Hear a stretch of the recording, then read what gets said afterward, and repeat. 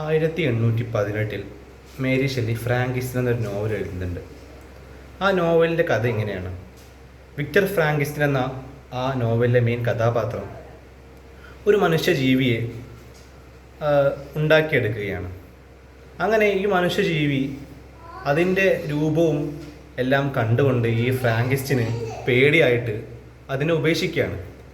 അവസാനം ഈ ജീവി തന്നെ ഈ വിക്ടർ ഫ്രാങ്കിസ്റ്റൻ എന്ന ഈ മെയിൻ കഥാപാത്രത്തെ കൊന്നെടുക്കുന്നുണ്ട്.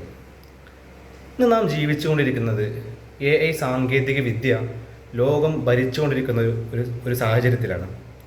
ഈ സമയത്ത് ഈ ഒരു കഥയ്ക്ക് വലിയ പ്രാധാന്യമുണ്ട്. കാര്യം നാം ഇന്ന് പടച്ചു വിടുന്ന റോബോട്ട് പോലെയുള്ള യന്ത്രങ്ങൾ നമ്മെ തന്നെ തിരിച്ചു കൊത്തുന്ന ഒരു കാലം വിദൂരമല്ല. എന്നാലും ഇന്ന് AIക്ക് ഉള്ള ഉപകാരങ്ങളെ കുറിച്ച് നമ്മൾ ചർച്ച ചെയ്യുന്ന സമയത്ത് ഒട്ടനവധി ഉപകാരങ്ങളാണ് ഈ AI എന്ന ആർട്ടിഫിഷ്യൽ ഇൻ്റലിജൻസ് നമുക്ക് മുന്നോട്ട് വെക്കുന്നത്. ഒരുപാട് പുതിയ പുതിയ ജോലി സാധ്യതകൾ AI മുന്നോട്ട് വെക്കുന്നുണ്ട്.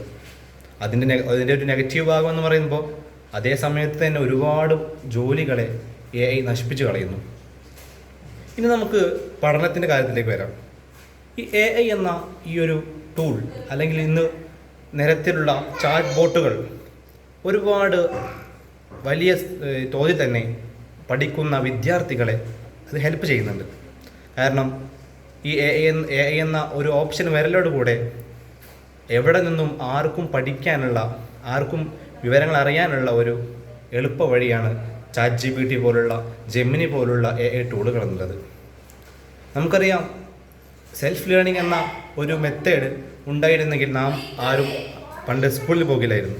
എന്നാൽ ഇന്ന് നമുക്ക് സെൽഫായിട്ട് ലേൺ ചെയ്യാനുള്ള അവസരം AI മുന്നോട്ട് വെക്കുന്നു.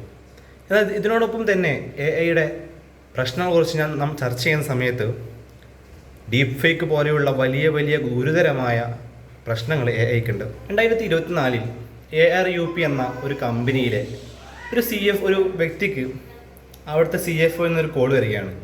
രൂപവും മുഖവും അതുപോലെ ശബ്ദവും എല്ലാം അതേ ആളാണ്.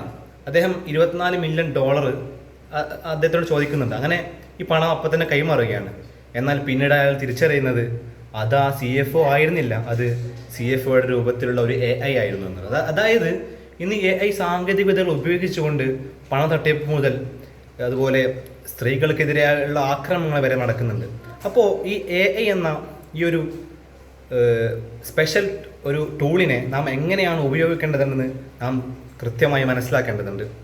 ഒരു ഇരുതല മൂർച്ചയുള്ള ഒരു വാളായിട്ട് നമുക്ക് വേണമെങ്കിൽ AIയെ കാണാവുന്നതാണ്. അതുകൊണ്ട് തന്നെ നാം എങ്ങനെയാണ് ഈ AI ഉപയോഗിക്കുന്നത് എന്ന് നാം ഏറ്റവും സൂക്ഷിച്ചുകൊണ്ട് ഉപയോഗിക്കുകയാണെങ്കിൽ ഒരു നല്ലൊരു ഭാവിയെ സൃഷ്ടിക്കാനുള്ള ഒരു വലിയ യന്ത്രം തന്നെയാണ് ആർട്ടിഫിഷ്യൽ ഇൻ്റലിജൻസ് എന്നുള്ള AI.